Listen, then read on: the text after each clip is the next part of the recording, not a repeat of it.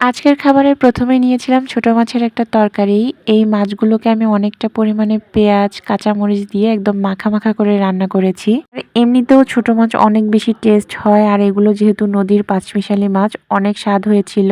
আর এগুলো দিয়ে আমি কিছুটা ভাত খেয়ে নিয়েছি। তারপরে নিলাম আলু, পুঁইশাকের বিচি আর পুঁইশাক দিয়ে একটা মিক্সড ভাজি। এই ভাজিটা আমার বরাবরই অনেক পছন্দ। ভাজি হলেই যেন আমি একটু বেশি করেই ভাত খেতে পারি। ভাজি, ভর্তা এগুলো আমার ভীষণ পছন্দ। তো এগুলো দিয়েই হচ্ছে আমি আরো কিছুটা ভাত খেয়ে নিলাম।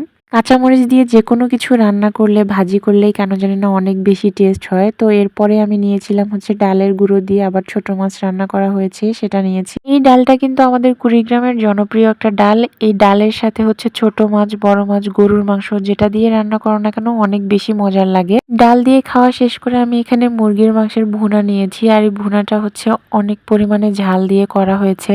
তোমরা কালার দেখে বুঝতেই পারছো এটা অনেক পরিমাণে ঝাল হয়েছে। কিন্তু ঝাল খাবার আমার এমনিতেও পছন্দ।